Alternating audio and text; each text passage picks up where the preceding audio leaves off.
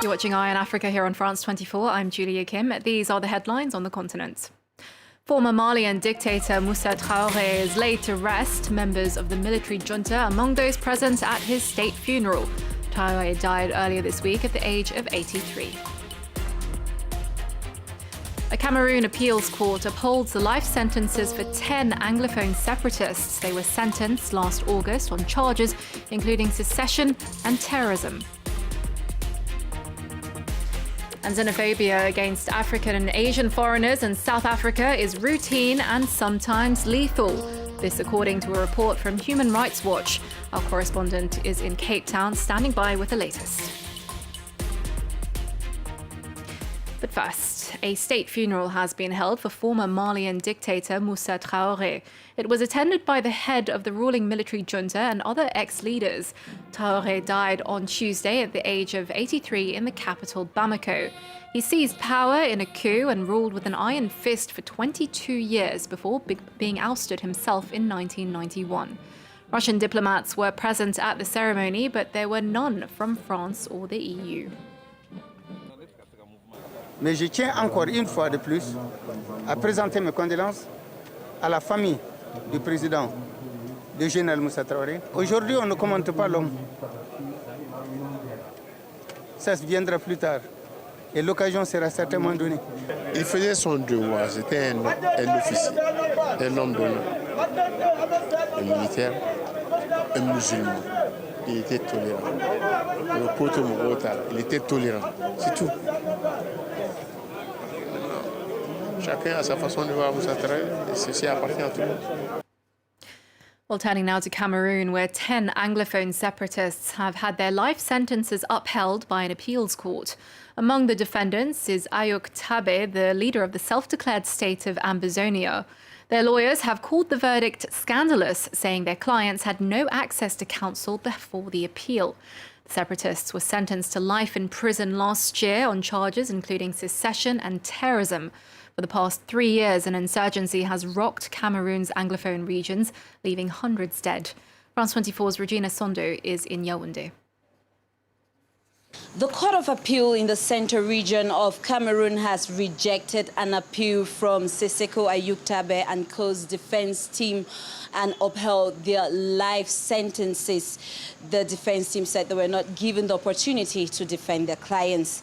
In August 2020, a military tribunal in Yaoundé handed life sentences to the leader of the separatist movement, Ayuk Tabe, and 9 others.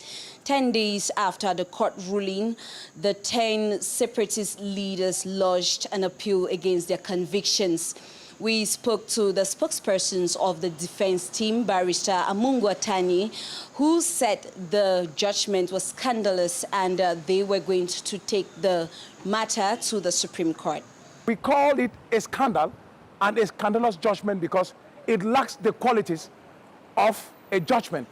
And again, the judge did it and he actually misled his integrity. So we're going to go to the Supreme Court. We're not going to change our ways. We are people from a background that believe in justice. And we think that at every level, we are not going to change our attitude.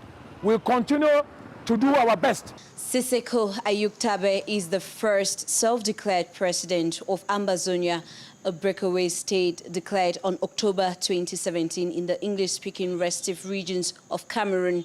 He was arrested along with 9 others in Abuja in January 2018. Well, let's take a quick look at some of the other stories making news on the continent.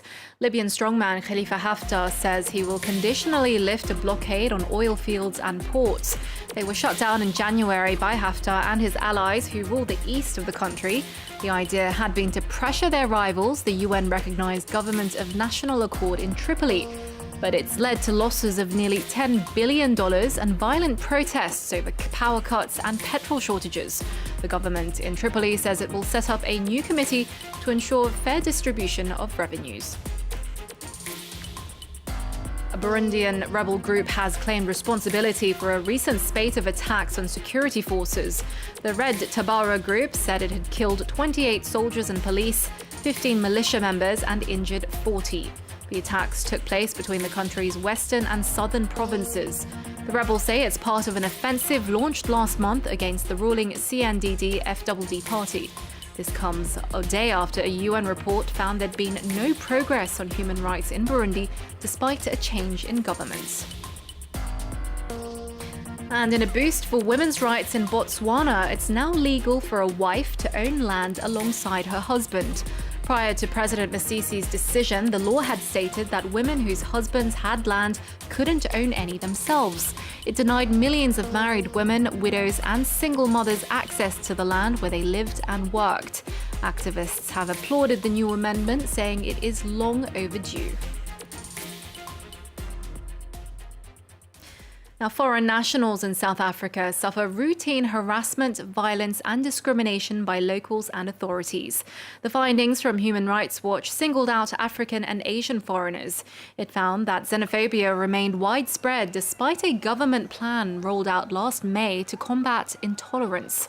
Well, for more, let's cross live to France 24's Jane Flanagan, who joins us from Cape Town.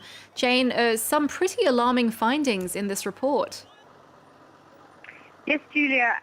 South Africa is a popular destination for a lot of Africans and Asians who are, looking for a more peaceful and stable life and opportunities to make a living. But quite often when they get here, often from very war-torn places themselves, they often struggle to find any peace and, in fact, are confronted by a great deal of hostility. And this can range from not getting paperwork, not having their children's births registered, and struggling really to beat the system, to absolutely losing their lives, businesses being torched, being discriminated against by neighbours, but also in state structures like schools and so on. Whenever I've spoken to immigrants, they just say, they couldn't even have imagined that life would be so difficult for them in South Africa. There really is, South Africa is gaining a rather sour reputation for its xenophobia, particularly towards people from other African countries, and just a very deep-seated resentment and dislike of the other, of people from north of their borders or from overseas. Now, with the economic downturn from coronavirus, are we likely to see things get worse rather than better? I think definitely we're going to see more spikes in xenophobic attacks, because in the past, when there have been flare-ups, when we have seen action, particularly in city centres, in areas popular with immigrants, they've quite often coincided with times of economic downturn. And I think with South Africa's economy looking so catastrophic, with a downturn in the economy of up to 50%, it is going to be a ripe ground for blaming foreigners for taking scarce jobs, for taking accommodation that's scarce. And it has to be said that quite often politicians don't do as much as they should in order to combat this. In fact, when the heat is on the politicians for not doing enough to create jobs, to create better standards of living for South Africans, it is also the politicians have been known to dabble in some xenophobia themselves and do a bit of rabble-rousing. And what I hear from immigrants is when they do go to the police to report acts of violence or intimidation and extortion, quite often the police are largely indifferent to their plight. And last year's pledge by Cyril Ramaphosa to take action, as you said at the beginning, really very little has been done. Of course, events have taken over, but certainly addressing this scourge, recurrence of xenophobia in South Africa certainly is not seen as a priority at the moment. Okay, Jane, we'll have to leave it there. Jane Flanagan reporting to us there from Cape Town. Now, it was once one of the largest exporters of wine to Europe. Algeria's local producers are trying to revive its heyday. Political and environmental hardships, though, over the past decades have taken a toll on the industry. And with the pandemic, Algeria's wine production has all but dried up. Laurent Bachdecker reports. Grape picking season has begun in the Sidi Bel Abbes highlands. In this western Algerian region, winemaking is a tradition that dates back to Roman antiquity. But Algeria's wine industry, once among the largest in the world, has seen a sharp decline over the past 50 years, leaving local producers like Hamadouche Dahmane yearning for a new golden age. On faisait jusqu'à 22 millions d'hectolitres par an dans le temps. Et maintenant, on a perdu le marché. On est à 400 000 hectolitres. Algeria began scaling back its wine production in the 1970s following political tensions with France, and the industry took another major hit during the civil war in the 1990s.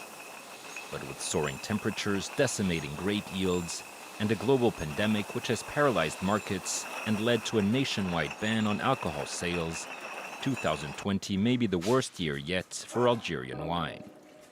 Many producers are now calling on the government to step in to help save the industry. On ne peut pas tenir. Si on dépasse les 1 mois, 2 mois, on ne peut pas tenir. Il faut qu'il débloque. Voilà. Pour relancer l'économie, pour relancer l'activité, quoi. Il faudrait qu'il y ait un plan national agricole pour l'aide au fellah, pour la plantation du raisin de cuve. Wine producers are also facing a generational issue. Each year, fewer and fewer young Algerians turn up to work in the fields. Well, that's it from me. There's more world news coming up here on France 24. Stay tuned.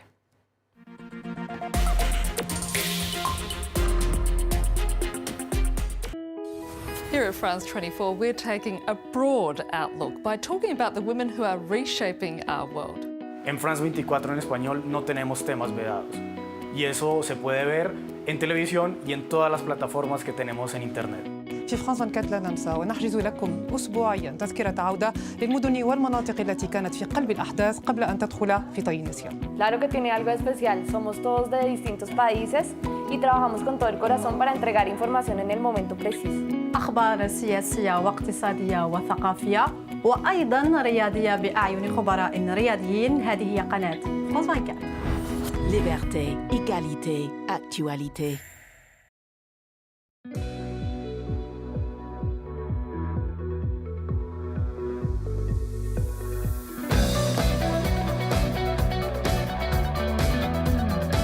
France 24, every art form.